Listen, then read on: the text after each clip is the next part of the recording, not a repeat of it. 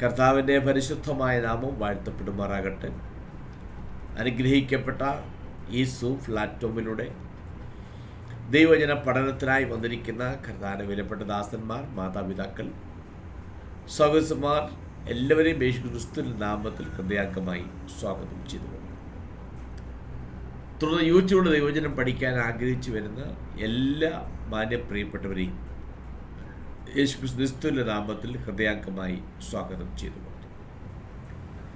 നമ്മളെ എഗസ്കേൽ 40-ാം അധ്യായമാണ് പഠിച്ചുകൊണ്ടിരിക്കുന്നത്. എഗസ്കേൽ പ്രവാചകൻ കണ്ടുകൊണ്ടിരിക്കുന്ന ദർശനങ്ങളുടെ അവസാന ഭാഗത്തേക്കാണ് വന്നിരിക്കുന്നത്. ഈ അധ്യായം എഴുതി ആരംഭിക്കുമ്പോൾ ഒരു വർഷം പറഞ്ഞുകൊണ്ടാണ് ആരംഭിക്കുന്നത്. ഞങ്ങളുടെ പ്രവാസത്തിൻ്റെ 25-ാം വർഷത്തിൽ എന്ന് പറഞ്ഞിട്ട് പിന്നീട് പറയുന്നു യെരുശലേമിൻ്റെ നഗരം പിടിക്കപ്പെട്ടതിൻ്റെ 14-ാം ആണ്ട്. ആ ആണ്ടിൻ്റെ 1-ാം മാസം 10-ാം തീയതി എന്നാ പറയുന്നത്. ഞാൻ കഴിഞ്ഞ ആഴ്ച ഓർപ്പിച്ചതുപോലെ യഹൂദന്മാർ ഇവിടെ എഗസ്കേൽ ഏതിൻ്റെ അടിസ്ഥാനത്തിലാണ് ഈ വർഷം പറഞ്ഞതെന്ന് അറിയത്തില്ല. 2 തരത്തിലുള്ള കലണ്ടർ ആ കാലഘട്ടത്തിൽ യഹൂദന്മാരുടെ ഇടയിൽ ഉണ്ടായിരുന്നു. ഒന്ന് അവർ സിവിൽ കലണ്ടർ, പൊളിറ്റിക്കൽ കലണ്ടർ. മറ്റൊന്ന് അവരുടെ റിലീജിയസ് കലണ്ടർ. ഈ 2 തരത്തിലുള്ള കലണ്ടർ അവർക്കുണ്ടായിരുന്നു. പൊളിറ്റിക്കൽ കലണ്ടർ ആരംഭിക്കുന്നത് സെപ്റ്റംബർ, ഒക്ടോബർ മാസങ്ങളാണ് അതിൻ്റെ വർഷം ആരംഭിക്കുന്നത്. മറ്റേത് മാർച്ച്, ഏപ്രിൽ മാസത്തിൽ നിസാർ മാസത്തോടുകൂടിയാണ് ആരംഭിക്കുന്നത്. ഒരുപക്ഷെ എൻ്റെ ഒരു ചിന്താഗതിയിൽ ഒരു പ്രവാസത്തിൽ പോയിട്ട് 14 വർഷം കഴിഞ്ഞു, 25 വർഷമായി. അപ്പോൾ ഈ 25 വർഷം അവർ പ്രവാസത്തിൽ കഴിയുകയാണ്. അവിടെ 25 വർഷമായിട്ട് ഈ റിലീജിയസ് കലണ്ടർ മെയിൻറ്റെയിൻ ചെയ്യുവാൻ ആരും കാണത്തില്ല. ഇത് വർഷാവർഷം മെയിൻറ്റെയിൻ ചെയ്യണമല്ലോ. അല്ല, ഈ കാലഘട്ടത്തിലെ പോലെ AI മൊബൈലും ഒന്നും ഇല്ലാത്തൊരു കാലഘട്ടമാണ്. അപ്പം അതുകൊണ്ട് വർഷാവർഷം അത് പ്രിപ്പയർ ചെയ്യണം. പക്ഷേ അതുകൊണ്ട് പൊളിറ്റിക്കലായിരിക്കുന്ന കലണ്ടർ ആയിരിക്കും ഒരു പക്ഷേ യൂസ് ചെയ്ത് ഞാൻ ചിന്തിക്കുന്നു. അല്ല എങ്കിൽ ഒരുപക്ഷെ എഗസ്കേൽ ഒരു പുരോഗത കുടുംബത്തിൽ ജനിച്ചവനാകിയാൽ മതപരമായ കലണ്ടർ വല്ല പ്രാധാന്യം കൊടുക്കുകയും ആ നിലയിൽ ഒരുപക്ഷെ അദ്ദേഹം മെയിൻറ്റെയിൻ ചെയ്യുന്നുണ്ടായിരിക്കാം. കാരണം ദാനിയേലും മറ്റുമൊക്കെ ഉണ്ടല്ലോ അവിടെ. അപ്പം എന്തായാലും ശരി, നമ്മൾ മതപരമായ കലണ്ടർ എന്ന് പറയുമ്പോൾ അത് ആരംഭിക്കുന്നത് നിസാർ മാസം കൊണ്ടാണ്. ഇസ്രായേൽ ജനം ഇസ്രായേലിൽ നിന്ന് ഇറങ്ങി പുറപ്പെട്ടത് ഒരു പെസഹ ആചരണത്തോടുകൂടിയാണ്. ആ മാസത്തെയാണ് 1-ാം മാസമായി കാണുന്നത്, നിസാർ മാസം. അപ്പം അങ്ങനെയെങ്കിൽ ഇവിടെ എഗസ്കേൽ പ്രവാസത്തിൽ കഴിയുന്നു. പ്രവാസത്തിൽ കഴിയുമ്പോൾ ആലയത്തെക്കുറിച്ച് കാണുന്ന, പുനരുദ്ധരിക്കപ്പെടുന്ന ഒരാലയത്തെക്കുറിച്ചുള്ള ദർശനം കാണുന്നതും ഈ നിസാർ മാസത്തിലാണ്.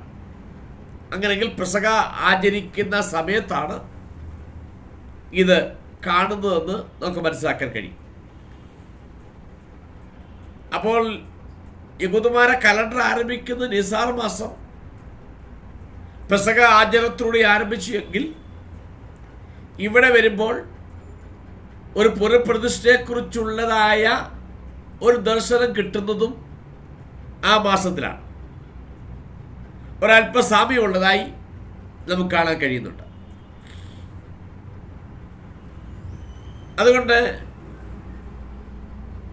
അങ്ങനെ എഗസ്കേലിനെ ഒരു ഉയർന്ന മലയിലേക്ക് കൊണ്ടുപോകുന്നു. ദർശനത്തിൽ ഒരു ഉയർന്ന മലയിൽ കൊണ്ടുപോകും. ആ മലയിൽ നിന്ന് തെക്കോട്ട് നോക്കി. തെക്കോട്ട് നോക്കിയപ്പോൾ കണ്ടതായ ഒരു നഗരത്തിന് രൂപരേഖ പോലെ തോന്നിക്കുന്ന ഒന്ന് കണ്ടു. അപ്പൊ അവിടെയാണ് യെഹെസ്കേലിനെ കൊണ്ടുപോകുന്നത്. ഒരു നഗരം പോലെ തോന്നിക്കുന്ന ഒരു പ്രദേശത്ത് കൊണ്ടുപോയി. ആ നഗരത്തിൽ ചെന്നിറങ്ങി അതിൻ്റെ പ്രവേശന കവാടത്തിങ്കിൽ ഒരു മനുഷ്യനെ കണ്ടുമുട്ടി. അതൊരു ദൂതനാണ്. ആ ദൂതൻ ദേവാലയം അളക്കുകയും യെഹെസ്കേലിനെ ചുറ്റി സഞ്ചരിക്കുവാൻ ഒരു ഗൈഡായി കൂടെ ഉള്ളതും ഈ ദൂതനാണ്. ഈ ദൂതനെ കുറിച്ച് പറയുമ്പോൾ കാഴ്ചയിൽ ഒരു ബ്രാസ് എങ്ങനെ തിളങ്ങുന്നുവോ അതുപോലെ തന്നെ നന്നായി തിളങ്ങിക്കൊണ്ടിരിക്കുന്ന ഒരു രൂപം. അപ്പൊ അതൊരു ദൂതനായിട്ടാണ് പൊതുവെ ഇതിനെ ചിത്രീകരിക്കുന്നത്.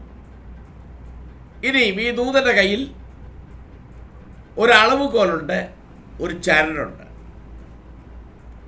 ചെറിയ അളവുകൾക്ക് ഒരളവുകോൽ അഥവാ ഒരു ദണ്ട്,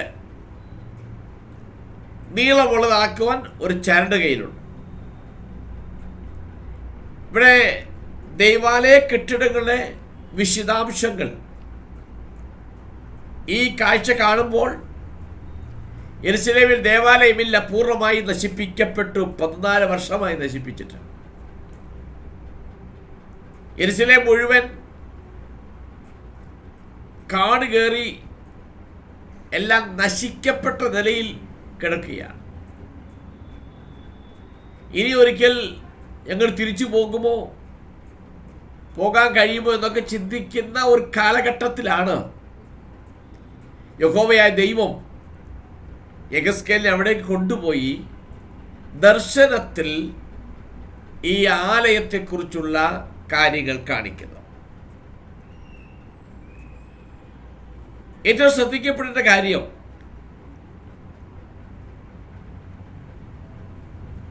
ഈ ദർശനത്തിൽ ജനം നിമിത്തം ആലയം അശുദ്ധമാക്കപ്പെടുകയും ദൈവത്തിൻ്റെ മഹത്വം ആലയത്തിൽ നിന്ന് പുറപ്പെടുന്നതും കണ്ടു. നമ്മൾ തുടർന്ന ഭാഗം പഠിക്കുമ്പോൾ ദൈവമഹത്വം വീണ്ടും അവിടേക്ക് ഇറങ്ങി വരുന്നതായി കാണുന്നുണ്ട്. അവിടെ നമുക്ക് സാവകാശമായി കാര്യങ്ങൾ പഠിക്കാം. ഇതിനകത്ത് മുഴുവൻ കൊടുത്തിരിക്കുന്ന അളവുകളാണ്. അതുകൊണ്ട് നന്നായി ഞാൻ പറയുന്നത് കൂടാതെ വായിക്കുകയും മനസ്സിലാക്കിയെങ്കിൽ മാത്രമേ ഈ ഭാഗങ്ങൾ അളവുകളെക്കുറിച്ച് നന്നായി മനസ്സിലാക്കാൻ കഴിയത്തുള്ളൂ. തന്നെയല്ല, ഇതിലുപയോഗിച്ചിരിക്കുന്ന ഭാഷാപ്രയോഗം ഒരല്പം സ്റ്റാൻഡേർഡ് ഉള്ളതും പഴയതുമാകുന്ന ചില ഭാഷാപ്രയോഗങ്ങളാണ്. എങ്കിലും ശരി, പ്രാർത്ഥനയോടുകൂടെ നമുക്ക് ഈ ഭാഗം അളവുകളിലേക്ക് നമുക്കൊന്ന് പഠിക്കാം. ഞാൻ നമ്മെ ഓർപ്പിച്ചതുപോലെ ശുശ്രൂഷയുടെ അവസാനത്തിൽ യെരുശലേമിലേക്കുള്ള ഈ ദർശനത്തിലുള്ള സന്ദർശനത്തിൽ യെഹെസ്കേൽ പ്രവാചകൻ കണ്ടത് വളരെ യാഥാർത്ഥ്യമായിരുന്നു. കാരണം പുറത്തിരിക്കപ്പെട്ട ആലയത്തിലേക്ക് ഇറങ്ങി വരുന്ന ദൈവമഹത്വം, ഇതെല്ലാം അദ്ദേഹം കാണുന്നുണ്ട്. ഇപ്പൊ ദൈവത്തിൻ്റെ ദർശനങ്ങളായിരുന്നു, പക്ഷെ കണ്ടത് യാഥാർത്ഥ്യമാകുന്ന കാര്യങ്ങളാണ്. ഇവിടെ നമ്മൾ 40-ാം അധ്യായത്തിൻ്റെ 1-ാം വാക്യത്തിൽ 2-ാമത്തെ വാക്യത്തിൽ കാണുമ്പോൾ തെക്കുമാറി ഒരു നഗരത്തിന് രൂപം പോലെ എന്ന് കണ്ടു. അപ്പോൾ അതിനെക്കുറിച്ച് പണ്ഡിതന്മാർ അഭിപ്രായപ്പെടുന്ന ഉയർന്ന പർവ്വതം എന്ന് പറയപ്പെടുന്നത് ശലോമോന്റെ ആലയം പണിത പർവ്വതമാകുന്ന മോറിയ മലയായിരിക്കാം എന്ന് പണ്ഡിതന്മാർ അഭിപ്രായപ്പെടുന്നുണ്ട്. ശലോമോൻ ആലയം പണിത് മോറിയാമലയിലാണെന്നാണ് 2 ദിനവൃത്താന്തം 3-ാം അധ്യായത്തിൽ 1-ാമത്തെ വാക്യത്തിൽ കൊടുത്തിട്ടുണ്ട്. ഒന്ന് വായിച്ചേ. 2 Chronicles chapter 3 verse 1.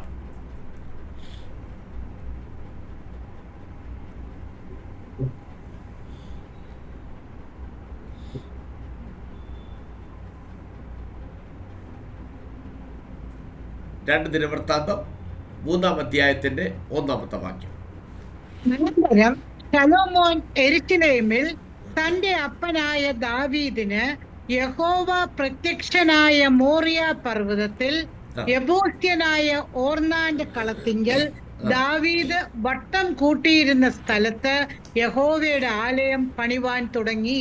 ഓക്കെ, അപ്പൊ അങ്ങനെയെങ്കിൽ ഉയർന്ന പർവ്വതം എന്ന് പറയപ്പെടുന്നത് ശലോമോൻ പണിത ആലയമിരുന്ന മോറിയ മലയായിരിക്കാം എന്ന് പണ്ഡിതന്മാർ അഭിപ്രായപ്പെടുന്നുണ്ട്.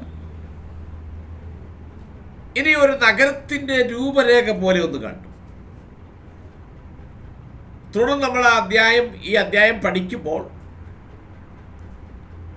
ഓരോരോ ഭാഗങ്ങളിലേക്ക് നമ്മൾ പോകുമ്പോൾ ആലയത്തിന് ദർശനം ശരിക്കും ഒരു കൊച്ചു നഗരം പോലെയാണ് ഇരിക്കുന്നത്. നമ്മുടെ 40-ാം അധ്യായം മൊത്തം പഠിച്ചു നോക്കുമ്പോൾ നോക്കിയ ഒരു നഗരം പോലെയാണ് പണിതേക്കുന്നത്. ആ നിലയിലേക്ക് അതിൻ്റെ പണി പോയിക്കൊണ്ടിരിക്കുന്നത്. അത് വലുതും ഒരു പുരാതന നഗരം പോലെ കൂറ്റൻ മതിലുകളാൽ ചുറ്റപ്പെട്ടതായിട്ട് നമുക്ക് ഇത് പഠിക്കുമ്പോൾ മനസ്സിലാക്കാൻ കഴിയും.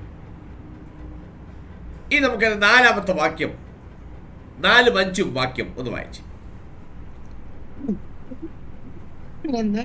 ആ പുരുഷൻ എന്നോട്, മനുഷ്യപുത്ര, നീ കണ്ണുകൊണ്ട് നോക്കി ചെവി കൊണ്ട് കേട്ട് ഞാൻ നിന്നെ കാണിപ്പാൻ പോകുന്ന എല്ലാറ്റിലും ശ്രദ്ധ വയ്ക്ക. ഞാൻ അവ നിനക്ക് കാണിച്ചു തരുവാനായിട്ടാകുന്നു നിന്നെ ഇവിടെ കൊണ്ടുവന്നത്. നീ കാണുന്നതൊക്കെയും ഇസ്രായേൽ ഗൃഹത്തോട് അറിയിക്ക എന്ന് കൽപ്പിച്ചു. എന്നാൽ ആലയത്തിന് പുറമെ ചുറ്റും ഒരു മതിലുണ്ടായിരുന്നു. ആ പുരുഷന്റെ കയ്യിൽ 6 മുഴം നീളമുള്ള ഒരു അളവ് ദണ്ഡ് ഉണ്ടായിരുന്നു. മുഴമോ ഒരു മുഴവും 4 വിരലും അത്രേ. അവൻ മതിലളന്നു. ഓക്കെ, ഇവിടെ വളരെ കാര്യമായിട്ട് പറയുന്നു, മനുഷ്യപുത്ര, നീ കണ്ണുകൊണ്ട് നോക്കി ചെവി കൊണ്ട് കേൾക്കണം. എല്ലാറ്റിലും നീ നന്നായി ശ്രദ്ധിച്ച് കേൾക്കണം, ഗ്രഹിക്കണം. നീ കാണുന്നതൊക്കെ നന്നായി ഗ്രഹിച്ച് മനസ്സിലാക്കിയ ശേഷം പ്രവാസത്തിലുള്ള ജനത്തോട് നീ ഇത് പറയണം. ഈ ദൂതൻ യെഹെസ്കേലിനോട് വളരെ കാര്യമായി പറയും, നിന്റെ കണ്ണുകളിലൂടെയും നിന്റെ ഇന്ദ്രിയങ്ങളിലൂടെ നീ നന്നായി ഇത് ഗ്രഹിക്കണം, ശ്രദ്ധിക്കണം. എന്ന് പറഞ്ഞാൽ നീ കാണാൻ പോകുന്ന കാഴ്ചകൾ, ഞാൻ നിന്നോട് പറയാൻ പോകുന്ന കാര്യങ്ങൾ വെറും ഒരു സിംബോളിക്കല്ല, അത് അക്ഷരാർത്ഥത്തിൽ നടക്കാൻ പോകുന്ന കാര്യങ്ങളാകിയാൽ നീ നന്നായി അത് ശ്രദ്ധിച്ച് കേൾക്കണമെന്ന് വ്യക്തമായി പറയാണ്. ആദ്യം ചെല്ലുമ്പോൾ കാണുന്നത് ആലയത്തിന് ചുറ്റും ഒരു മതിലുണ്ടായിരുന്നു.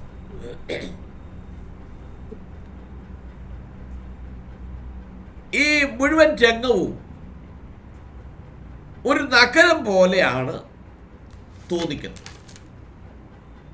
ആ മനുഷ്യന്റെ കയ്യിലിരിക്കുന്ന ദണ്ഡിന്റെ നീളം, അളവ് കോലിന്റെ നീളം 6 മുഴം നീളമുണ്ട്. ഇവിടെ പറയുന്നു, ഒരു മുഴം എന്ന് പറയുമ്പോൾ പറയുന്നു വെറും ഒരു മുഴമല്ല, ഒരു മുഴവും അതിനോട് ചേർന്ന് 4 വിരലും കൂടി ചേർന്നതാണ് ഒരു മുഴമായി കണക്കാക്കുന്നത്. ഇവിടെ യെഹെസ്കേൽ അളവുകളുടെ ഏകദേശം വലിപ്പം പ്രസ്താവിച്ചു. ചിലപ്പോൾ നീളമുള്ള കുറെ കൂടെ വിപുലമാകുന്ന ഒരളവുകോലായിരിക്കാം കയ്യിലുള്ളത്. അപ്പോൾ 6 മുഴം എന്ന് പറയുമ്പോൾ മീറ്റർ കണക്കാകുമ്പോൾ ഇഞ്ച് ആകുമ്പോൾ 20 ഇഞ്ച് എന്ന് വേണമെങ്കിൽ, ഒരു മുഴം എന്ന് പറയുമ്പോൾ 20.5 ഇഞ്ച് എന്ന് വേണേൽ പറയാം, അല്ലെങ്കിൽ 52 സെൻറ്റിമീറ്റർ നീളമുണ്ടായിരുന്നു എന്ന് പറയാം. അപ്പോൾ ഒരു വടി 6 മുഴം എന്ന് പറയുമ്പോൾ അത് കണക്കാക്കപ്പെടുന്നത് ഏകദേശം 10 അടി നീളം, 10 അടി നീളവും 3 ഇഞ്ച് നീളം, 10.3 ഫീറ്റ്. അത് മീറ്റർ കണക്കാക്കുമ്പോൾ 3.12 മീറ്റർ. ഇതാണ് ഒരു കണക്ക്. നമുക്കിതൊക്കെ മനസ്സിലാക്കാൻ വേണ്ടി പറയാം. ആ ദണ്ടിൻ്റെ നീളം 10 അടി എന്ന് വെക്കാം. മീറ്റർ കണക്ക് 3.5 മീറ്റർ എന്ന് വേണ്ടി നമുക്കൊന്ന് മനസ്സിലാക്കാൻ വേണ്ടി ഒന്ന് സങ്കല്പിക്കാം. അദ്ദേഹം മതിലിൻ്റെ വീതി അളന്നു. മതിലിൻ്റെ വീതി, ചുറ്റുമുള്ള മതിലുകൾക്ക് ഏകദേശം 10 അടി, 10 ഫീറ്റ്, അതായത് 3.5 മീറ്റർ ഉയരവുമുണ്ട്, 3.5 മീറ്റർ വീതിയുമുണ്ട്. നോക്കണം, അതിൻ്റെ മതിലിൻ്റെ ഉയരവും അതിൻ്റെ വീതിയും ശ്രദ്ധിക്കണം. ഈ തരത്തിലുള്ള ഉയരവും വീതിയൊക്കെ സാധാരണ നഗരങ്ങൾക്കാണ് വെക്കുന്നത്. വലിയ വലിയ കോട്ടകൾക്കും നഗരങ്ങൾക്ക് ചുറ്റും കോട്ടകൾ പണിയുമ്പോൾ ഇതുപോലെയുള്ള കാര്യങ്ങളാണ് ക്രമീകരിക്കുന്നത്. കാരണം അതിൻ്റെ അകത്ത് ആളുകൾക്ക് കയറുമ്പോൾ എന്താണ് ചോദിച്ചാൽ, അതിന് മുകളിൽ നമുക്കറിയാം, എരിഹോ കോട്ടയുടെ മുകളിലാണ് രാഹാബ് എന്ന് പറയുന്ന സ്ത്രീ താമസിച്ചത്. അങ്ങനെ പല ചരിത്രത്തിലും കാണാൻ കഴിയുന്നുണ്ട്. അങ്ങനെയെങ്കിൽ ഒരു നഗരത്തിൻ്റെ കോട്ട പോലെയാണ് ഈ ആലയത്തിൻ്റെ മതിൽ അവർ പണിതിരിക്കുന്നത്. അതുകൊണ്ട് 10 അടി നീളം, 10 അടി ഉയരം. ഈ മനുഷ്യൻ്റെ ജോലി യെഹെസ്കേലിൻ്റെ കൂടെ നടന്ന് ഇത് അളക്കുകയും യെഹെസ്കേലിനെ ഗൈഡ് ചെയ്യുകയും ആവശ്യമായ നിർദ്ദേശങ്ങൾ ചെയ്തു കൊടുക്കുകയും ചെയ്യുക. ഇനി അതിൻ്റെ 6-ാമത്തെ വാക്യം ഒന്ന് വായിച്ച്. 6-ാമത്തെ വാക്യം. അവൻ കിഴക്കോട്ട് ദർശനമുള്ള ഗോപുരത്തിങ്കൽ ചെന്ന് അതിന്റെ പതനങ്ങളിൽ കയറി ഗോപുരത്തിന്റെ ഉമ്മറപ്പടി അളന്നു. അതിന്റെ വീതി ഒരു ദണ്ട്, ഒരു ഉമ്മറപ്പടിയുടെ വീതിയും ഒരു ദണ്ട്. ഓക്കെ, ഈ 6 മുതൽ 16 വരെയുള്ള വാക്യങ്ങൾ ഒരു പ്രത്യേക സെക്ഷനാണ്. ഈ മനുഷ്യൻ യെഹെസ്കേലിനെ ദൈവത്തിൻ്റെ ആലയത്തിൻ്റെ കിഴക്കേ കവാടത്തിൽ കൊണ്ടുപോയി കവാടത്തിൻ്റെ രൂപകൽപ്പനയും ഓരോ ഭാഗത്തിൻ്റെ അളവുകളും മറ്റും വിശദീകരിച്ചു കൊടുക്കുന്നുണ്ട്. അവിടെ വായിക്കുന്നത്, പിന്നെ അവർ കിഴക്കോട്ട് ദർശനമുള്ള ഗോപുരത്തെങ്കിൽ ചെന്നു. ഒന്ന്, മതിൽ കഴിഞ്ഞു. അതിന് 10 അടി വീതി, 10 അടി ഉയരം, ഒരു കോട്ടയ്ക്ക് സമാനം. 2, ശ്രദ്ധിക്കണം, നമ്മൾ ഈ പഠിക്കുമ്പോൾ തന്നെ അക്ഷരികമായി ഉള്ള മതിലുകൾ മൊത്തം ഇടിഞ്ഞു കിടക്കുക, ഇടിഞ്ഞ് പൊളിഞ്ഞു കിടക്കുക.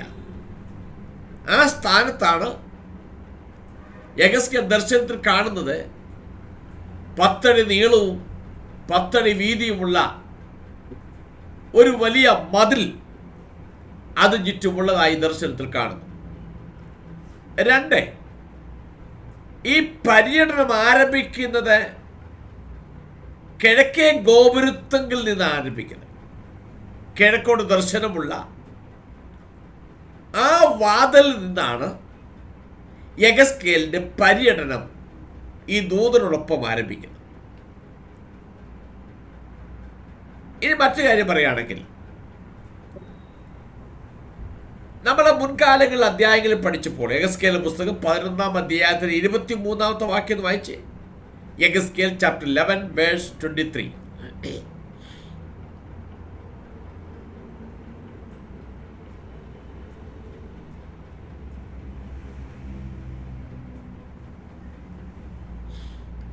യഹോവയുടെ മഹത്വം ആ. നഗരത്തിന്റെ നടുവിൽ നിന്ന് ആ. മേലോട്ട് പൊങ്ങി ആ. നഗരത്തിന് കിഴക്ക് വശത്തുള്ള പർവ്വതത്തിന്മേൽ നിന്നു. നോക്കണം, ഈ- നമ്മൾ 11-ാം അധ്യായത്തിൽ പഠിച്ചു ദൈവത്തിന്റെ ആലയത്തിലുണ്ടായിരുന്ന ദൈവമഹത്വം ആ ആലയത്തിൽ നിന്നും പുറത്തു പോയി നഗരത്തിന് മുകളിലുള്ള കിഴക്കേ പർവ്വതത്തിൽ പോയി നിന്നു. അപ്പൊ കിഴക്കേ കവാടത്തിലൂടെയാണ്, ആലയത്തിന്റെ പ്രവേശന കവാടത്തിൽ നേരിട്ടെത്തിയത്. അവിടെയാണ് യെഹെസ്കേൽ ആദ്യം എത്തുന്നത്. അതിനാൽ ഇത് ആരംഭിക്കുന്നത്, ഈ പര്യടനം ആരംഭിക്കുക യുക്തിസഹജമാകുന്ന ഒരു സ്ഥലമാണ് ഈ കിഴക്കേ കവാടം എന്ന് പറയുന്നത്. നമ്മളിവിടെ വായിച്ചത് അതിന് പ്രകാരം ആലയത്തിൽ ദൈവമഹത്വം പുറത്തേക്ക് പോയതും ഈ കിഴക്കേ വാതിലൂടെയാണ്. ആലയത്തിലൊക്കെയുള്ള പ്രവേശനം കിഴക്ക് നിന്നാണ് എന്നത് ശ്രദ്ധേയമാണ്.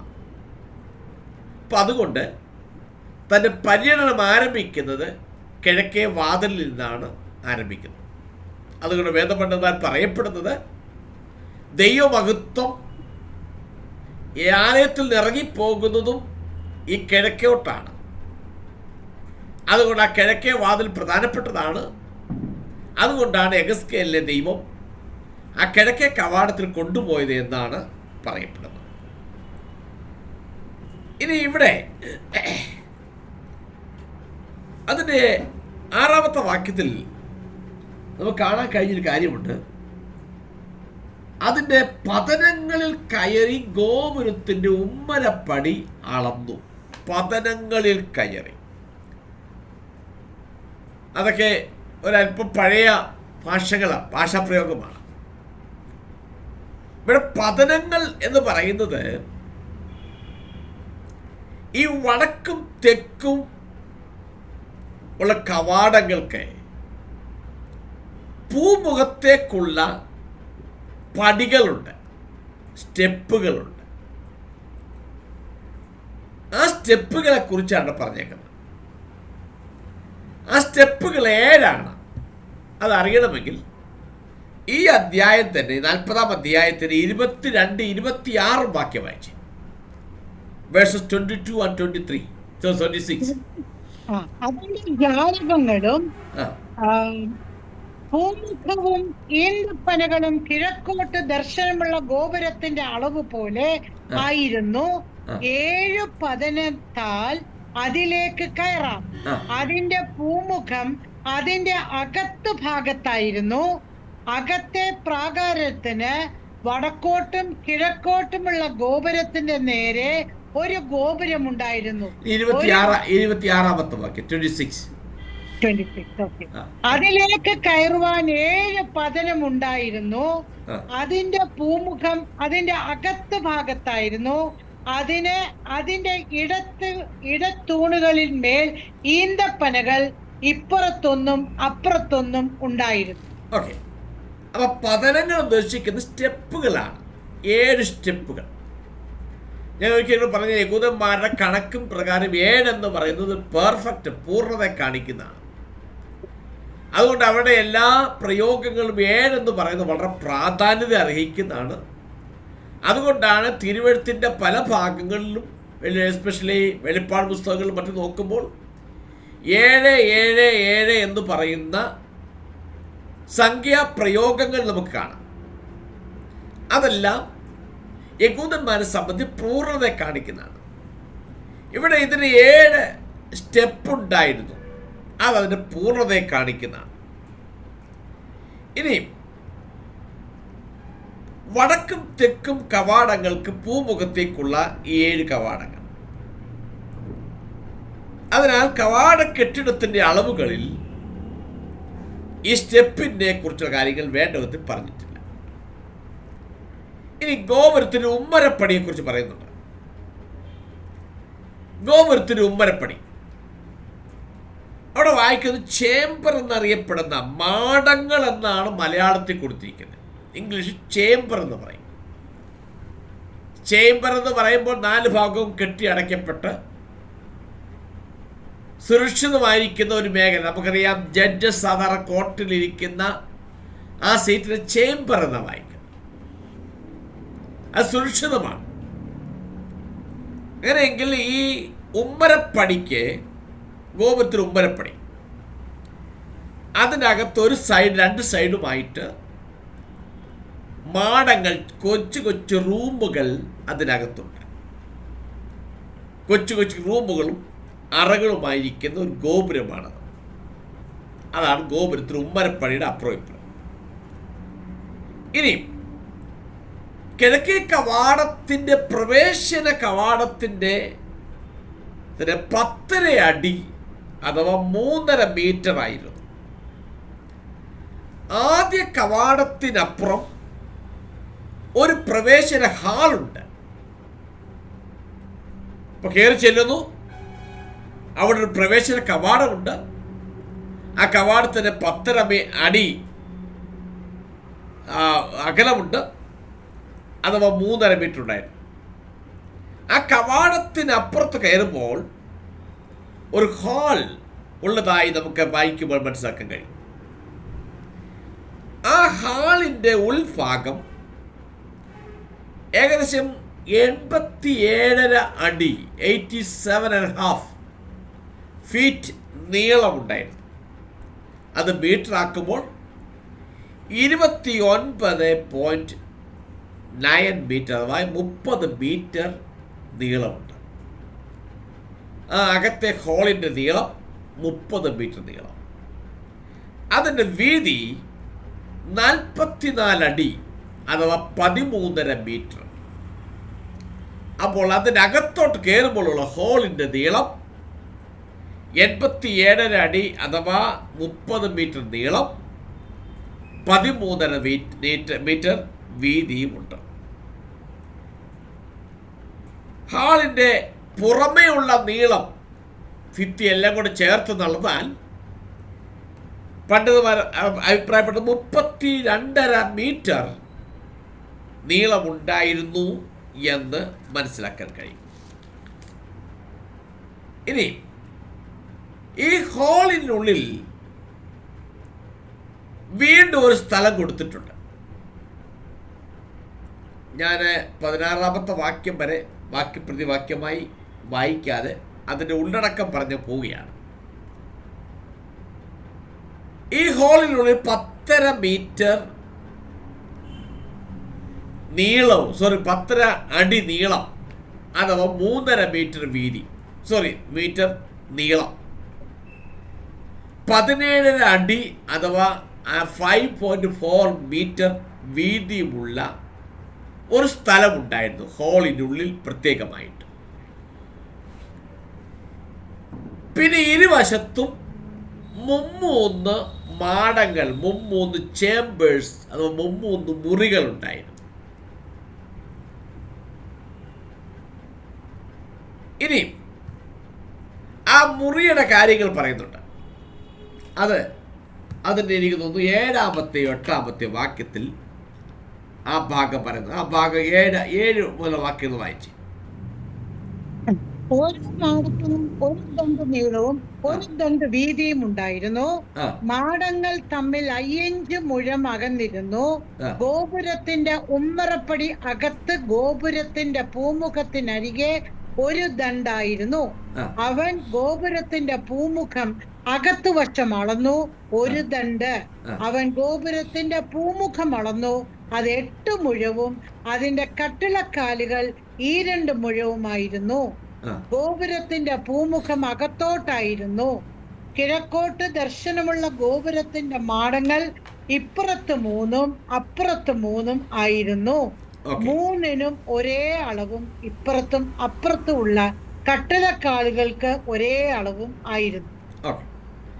ഇവിടെ ഈ മാടങ്ങളെ, മുറികളെ കുറിച്ച് പറയുന്നുണ്ട്.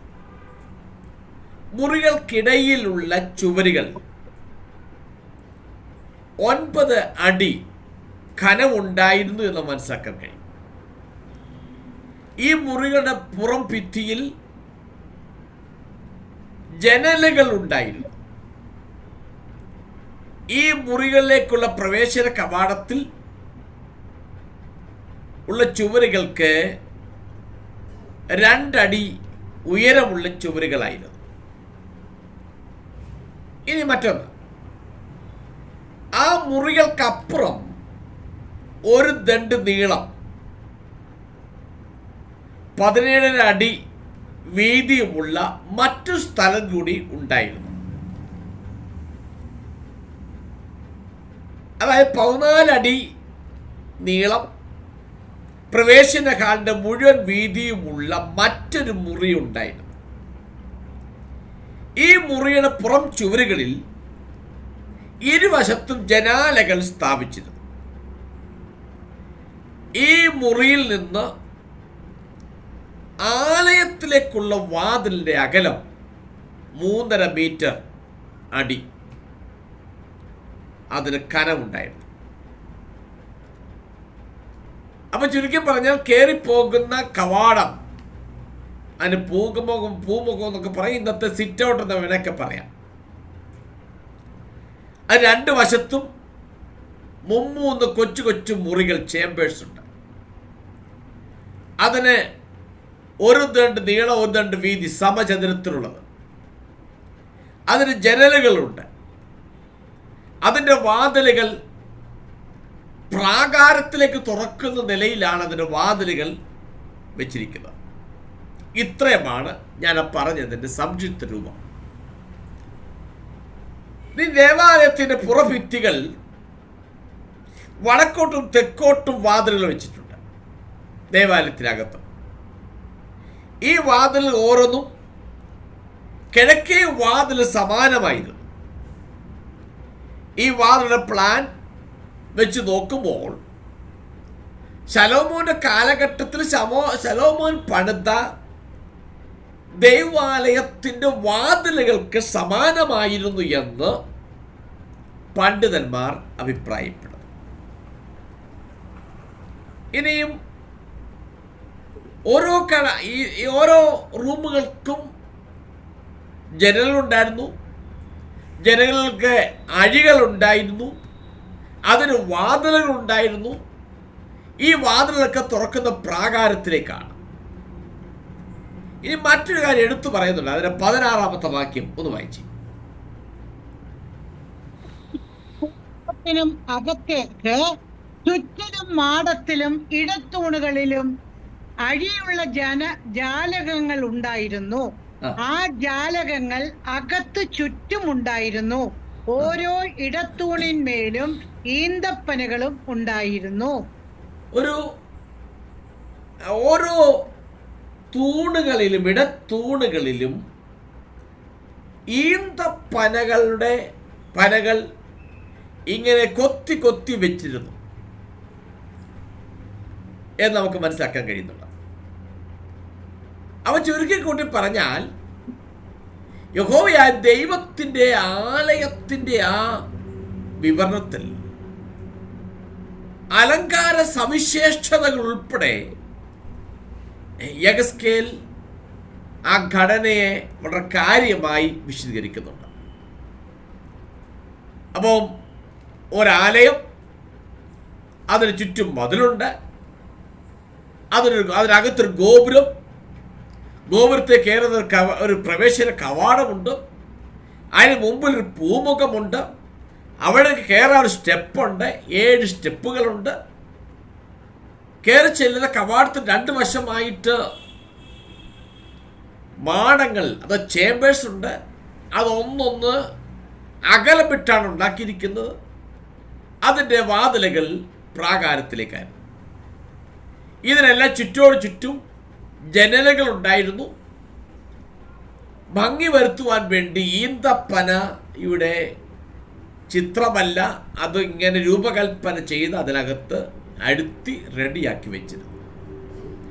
ഇത്രയുമാണ് 1 മുതൽ 16 വാക്യങ്ങളിൽ നിന്നും നമുക്ക് മനസ്സിലാക്കാൻ കഴിയുന്നത്.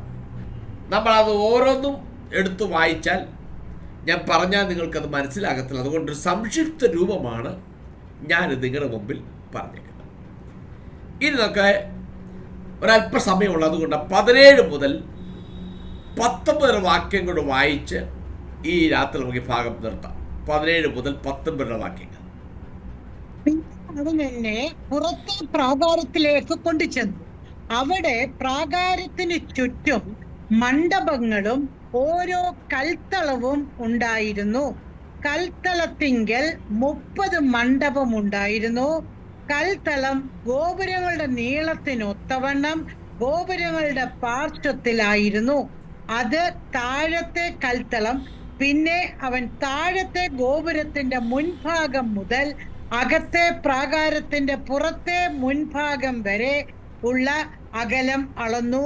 കിഴക്കോട്ടും വടക്കോട്ടും 100 മുഴം വീതിയായിരുന്നു. ഓക്കെ, ഇത് മൊത്തം ആർക്കിടെക്ചർ ലെവലിൽ ഉള്ള കണക്കുകളാണ് പറയുന്നത്. മൊത്തം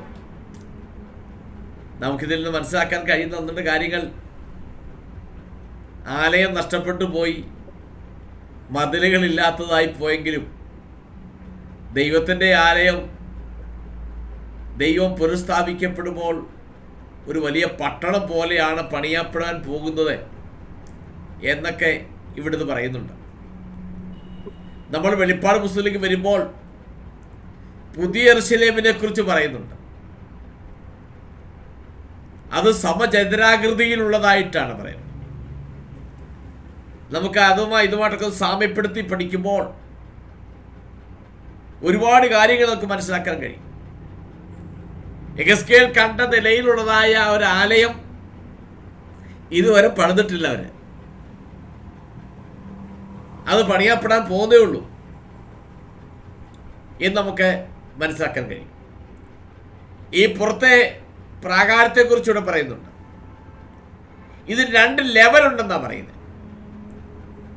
ഒന്ന് ലോവർ ലെവലും മറ്റൊന്ന് അപ്പർ ലെവലും. അതിനെക്കുറിച്ചാണ് ഈ 17 മുതൽ 19 വാക്യങ്ങളിൽ പറയുന്നത്. താഴത്തെ നില, മുകളിലത്തെ നില. നമ്മുടെ ഭാഷയിൽ പറഞ്ഞാൽ അവനെ പുറത്തെ പ്രാകാരത്തിലേക്ക് കൊണ്ടുപോയി. കിഴക്കേ കവാടത്തിലൂടെ പ്രവേശിച്ചപ്പോൾ യെഹെസ്കേൽ പുറത്തെ പ്രാകാരം കണ്ടു. താഴത്തെ ലോവർ ആ ഭാഗത്തൊരു നടപ്പാതയുണ്ട്. അതായത് പുറത്തെ പ്രാകാരത്തിന് കുറഞ്ഞ 2 ലെയർ 2 ലെവലിലുള്ള നിലകളുണ്ട്. അതിന് നടന്നു പോകാനുള്ള പാതയുണ്ട് എന്ന് വളരെ വ്യക്തമായി ആ ഭാഗത്ത് പറഞ്ഞിട്ടുണ്ട്. ഇനി കിഴക്കോട്ടും വടക്കോട്ടുമുള്ള കാര്യം പറഞ്ഞിട്ടുണ്ട്. കൽത്തളവും ഒക്കെ പറയുന്നുണ്ട്. കിഴക്കോട്ടും വടക്കോട്ടും 100 മുഴം എന്ന് പറയുന്നുണ്ട്. പുറത്തെ മുറ്റം വിശാലമാകുന്ന ഒരു സ്ഥലമായിരുന്നു. ആ ദൂതൻ യെഹെസ്കേലിനെ പ്രവേശന ഹാളിൽ കൊണ്ടുപോയി. അവരിപ്പോൾ ആലയത്തിന്റെ പുറം ഭാഗത്താണ് നിൽക്കുന്നത്. പുറം മതിലിനൊപ്പം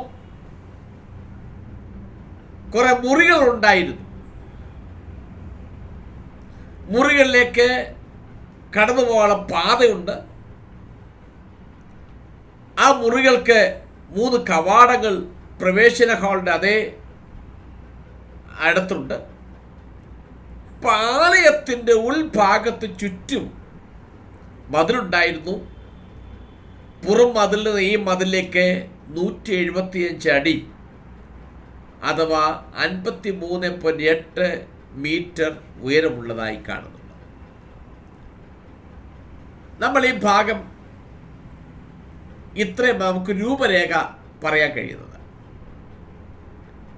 നമ്മൾ ഈ ഭാഗം പഠിക്കുമ്പോൾ മനസ്സിലാക്കാൻ കഴിയുന്നത് പ്രധാനപ്പെട്ട ഒരു കാര്യം, പുറമേ നോക്കിയാൽ മനുഷ്യന്റെ ദൃഷ്ടിയിൽ ദൈവത്തിൻ്റെ ആലയം പൂർണ്ണമായി നശിപ്പിക്കപ്പെട്ട് അതിന് അതിരുമില്ല, അതിര് വരമ്പുകളുമില്ല. ഏത് കാട്ടുമൃഗങ്ങൾക്കും കയറി എങ്ങനെയും ജീവിക്കാം, ആർക്കും കയറി അധീനപ്പെടുത്താം എന്ന നിലയിൽ ആയിരുന്നാലും നമ്മളിത് മുൻ അധ്യായങ്ങളിൽ നമ്മൾ പഠിച്ചൊരു കാര്യമുണ്ട്. യഹോവ ദൈവം പറഞ്ഞു, എൻ്റെ ദേശം എടുത്തു പറയുന്നുണ്ട്. അപ്പൊ ആരും അതിന് കാവലില്ലെങ്കിലും അത് നെബൂഖദ്നേസർ വന്ന് ഇടിച്ചു പൊളിച്ച് അവന്റെ അധീനതയിൽ വെച്ചാലും നാം ഈ ഭാഗത്ത് മനസ്സിലാക്കാൻ കഴിയുന്ന ദൈവത്തിൻ്റെ ഒരു അതിര് അവിടെ ഉണ്ടായിരുന്നു എന്ന് ഒരു കാര്യം മനസ്സിലാക്കാൻ കഴിയും. രണ്ടാമത്തത്, യഹൂദന്റെ ഏറ്റവും വലിയ പ്രത്യാശ എന്ന് പറയുന്നത്, പ്രത്യാശ ഒന്ന് അവന്റെ ആലയമാണ്. ഒന്നാമത്തെ മശിഹ, രണ്ടാമത്തെ അവന്റെ ആലയം. അവന്റെ ആലയം അവന് ഭയങ്കര ഇമ്പോർട്ടൻ്റാ. അവന്റെ കണ്ണിന്റെ മുമ്പിൽ വെച്ചാണ് ഈ ആലയം നശിപ്പിച്ചത്. അവൻ എന്നേക്കുമായി പ്രവാസത്തിൽ കൊണ്ടുപോകുന്നു, കുറച്ചു പേരെ കൊന്നു. ചുരുക്കി പറഞ്ഞാൽ യഹൂദന് ഇപ്പോൾ ആലയമില്ല, ആലയത്തിന് ചുറ്റുമുള്ള യെരൂശലേമിന് ചുറ്റുമുള്ള മതിലുകളില്ല, ഒന്നുമില്ലാതെ കിടക്കുന്ന ഒരനുഭവം. എന്നാൽ ഭയങ്കര നിരാശയിലൂടെ കടന്നു പോവുകയാണ്. അവർ മനസ്സിലാകുന്ന പല ചിന്തകൾ കാണും. ഇനി ആരാണ് നമുക്ക് വേണ്ടി സപ്പോർട്ട് ചെയ്ത് ആ സ്ഥലം തിരികെ വാങ്ങിച്ച് നമ്മൾ എന്തിനി ആലയം പണിയാനാ എന്നൊക്കെയുള്ളതായ ഒരുപാട് ചിന്തകൾ അവരെ കാണും. കാരണം നന്നായി ആലയം ചുറ്റും പാർത്തവരാ, എല്ലാം നഷ്ടപ്പെട്ടു പോയി. അപ്പം അതുകൊണ്ട് ചിന്ത നിശ്ചയമായി കാണും, ആലയത്തെക്കുറിച്ചുള്ള ചിന്ത. എന്നാൽ ആ ദുഃഖത്തിലിരിക്കുന്ന ജനത്തിന് ആശ്വാസമാകുന്ന ഒരു ദൂതാണ് ഇപ്പോൾ യെഹെസ്കേൽ കണ്ടുകൊണ്ടിരിക്കുന്നത്. ഒരിക്കലും അവരാൽ പണിയാൻ കഴിയാത്ത നിലയിലുള്ളതായ പണിയപ്പെട്ട ഒരാലയത്തിൻ്റെ രൂപരേഖയാണ് യെഹെസ്കേലിനെ ഈ ദൂതൻ കൊണ്ട് നടന്ന് കാണിക്കുന്നത്. വളരെ വ്യക്തമായിട്ട് അതിൻ്റെ അടികൾ അതെല്ലാം വളർന്ന് കുത്തി കുറിച്ച് കൊടുക്കുന്നുണ്ട്. നാം മനസ്സിലാക്കേണ്ട വസ്തുത, യഹൂദന് താൽക്കാലികമായി ആലയം നഷ്ടപ്പെട്ടു പോയി തകർന്നു പോയാലും ദൈവത്തിൻ്റെ പദ്ധതി പ്രകാരം ദൈവം അത് പണിത് തൻ്റെ ജനത്തിനെ അവിടെ കൊണ്ടുവന്ന് അതിൽ താമസിപ്പിച്ച് അതിൽ ആരാധിക്കുന്ന നിലയിലേക്ക് ജനത്തെ കൊണ്ടുവരുവാൻ ദൈവത്തിന് പരമാധികാരമുണ്ട് എന്നൊരു വസ്തുതയാണ് നമുക്ക് ഈ ഭാഗത്ത് കൊണ്ട് കാണാൻ കഴിയുന്നത്. മറ്റൊന്ന്, ആലയം ശലോമോൻ അന്നത്തെ കാലഘട്ടത്തിൽ അതിമനോഹരമായി പണിത ആലയമാണ്. ഇനി അതുപോലെ പണിയുവാൻ അവർക്ക് കഴിയത്തില്ല. കാരണം അവർക്ക് രാജാവില്ല, അവർക്ക് പണമില്ല. ഉണ്ടായിരുന്ന മുഴുവനും നെബൂഖദ്നേസർ തൂത്തുപറക്കിക്കൊണ്ടുപോയി. ഇനി അതുകൊണ്ട് ഒരിക്കലും പണിയപ്പെടാൻ സാധിക്കത്തില്ല എന്നിരിക്കുമ്പോഴാണ് ശലോമോന്റെ ആലയത്തോട് തുല്യമാകുന്ന നിലയിലുള്ളതായ കവാടങ്ങളും അതിൻ്റെ വാതിലുകളൊക്കെ അതേ നിലയിൽ വീട് പുനഃസ്ഥാപിക്കപ്പെടുന്ന ഒരു പ്രത്യാശയുടെ ദർശനമാണ് ഈ ഭാഗത്ത് കാണാൻ കഴിയുന്നത്. അവർക്ക് ആർക്കിടെക്ചർ ഇല്ലെങ്കിലും യഹോവയായ ദൈവം അത് പണിയപ്പെടുന്നത് ഇങ്ങനെയാണെന്ന് വ്യക്തമായൊരു ദർശനം അവർക്ക് നൽകുന്നുണ്ട്. നമുക്കിത് മനസ്സിലാക്കാൻ ഒരു കാര്യമുള്ളത്, നമ്മുടെ ജീവിതത്തിൽ ഇതുപോലെ ഏതെങ്കിലും വിധത്തിൽ എന്തെങ്കിലുമൊക്കെ നഷ്ടപ്പെട്ടു പോയിട്ടുണ്ടെങ്കിൽ, നഷ്ടപ്പെടുമെന്നുണ്ടെങ്കിൽ നമുക്ക് താൽക്കാലികമായ ദുഃഖങ്ങളും ഭാരങ്ങളും ഒക്കെ വന്നേക്കാം. എന്നാൽ ദൈവം അതിൽ ശ്രേഷ്ഠമേറിയ നിലയിൽ ഒന്ന് രൂപരേഖ റെഡിയാക്കി വെച്ചിട്ടുണ്ട്. അത് പണിത് നിന്റെ കയ്യിൽ തരുവാൻ വേണ്ടി. ഇന്ന് രാത്രിയിൽ ദൈവജനത്തോട് ഈ ഭാഗത്ത് എനിക്ക് ഷെയർ ചെയ്യാനൊരു ദൂതെന്ന് പറയുന്നത്, നമ്മുടെ ജീവിതത്തിൽ നമ്മൾ വലുതൊന്നും പ്രാധാന്യതയെന്നൊക്കെ കണ്ടിരുന്ന പലതും നമ്മുടെ കയ്യിൽ നഷ്ടപ്പെട്ടു പോയാലും അത് അതിവിദൂരമല്ലാത്ത നിലയിൽ നിന്റെ കണ്ണിന് മുമ്പിൽ കണ്ട് നീ അത് കൈകൊണ്ട് സ്വീകരിക്കുന്ന ഒരു കാലഘട്ടത്തിലേക്ക് ദൈവം നമ്മെ കൊണ്ടുവരും എന്ന് വ്യക്തമായൊരു ഉറപ്പ് ഈ ഭാഗത്ത് നമുക്ക് ലഭിക്കുന്നുണ്ട്. അതുകൊണ്ട് കഴിഞ്ഞ കാലം നഷ്ടപ്പെട്ട ദിനങ്ങളും നഷ്ടപ്പെട്ട ഒന്നും കോർത്ത് വ്യാകുലപ്പെടാതെ ദൈവം നമുക്ക് ശ്രേഷ്ഠമേറിയതും ഒരു നിലയിലേക്ക് ദൈവം നമ്മെ നടത്തും എന്ന് വ്യക്തമായി മനസ്സിലാക്കാൻ കഴിയും. അതുകൊണ്ട് ഈ ദൈവത്തിൽ പൂർണ്ണമായും ആശ്രയിച്ച് അനുഗ്രഹിക്കപ്പെട്ട് മുന്നോട്ട് പോകുവാൻ ദൈവം കൃപ നൽകട്ടെ. പ്രത്യാശയാലും സന്തോഷത്തിനാലും ദൈവം നിങ്ങളുടെ എല്ലാവരുടെ ഉള്ളകളെ നിറയ്ക്കട്ടെ എന്ന് പറഞ്ഞുകൊണ്ട് ഞാൻ വാക്കുകൾ അവസാനിപ്പിക്കുന്നു. ദൈവം നിങ്ങളെല്ലാവരെയും അനുഗ്രഹിക്കുമാറാകട്ടെ.